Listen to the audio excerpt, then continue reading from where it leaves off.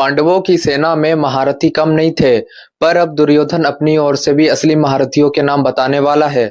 हरे कृष्णा दोस्तों, आज मैंने गीता का पहला अध्याय का 7वां श्लोक पढ़ा और इस श्लोक से मुझे एक अद्भुत सीख मिली। दुर्योधन द्रोणाचार्य से कहते हैं, हे ब्राह्मण श्रेष्ठ, अब हमारे पक्ष के उन विशेष शूरवीरों को सुनिए जो मेरी सेना के मुख्य नायक और सेनापति है।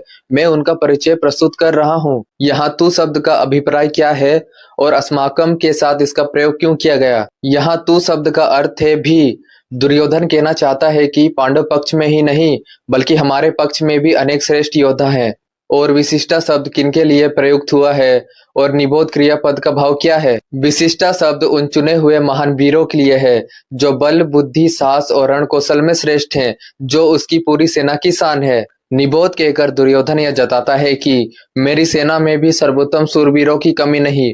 आप ध्यान से सुनिए, मैं अब उनका परिचय देने जा रहा हूँ। इस श्लोक से हमें यह सीखना चाहिए कि सामने वाला बहुत मजबूत है जैसे दुर्योधन पिछले श्लोक में बताया, लेकिन अपने पक्ष की शक्तियों को पहचानना भी उतना ही जरूरी है। आत्मविश्वास आवश्यक है, लेकिन अहंकार विनाश की जड़ है।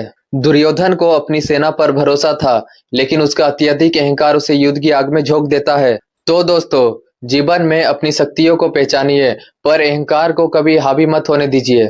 धन्यवाद।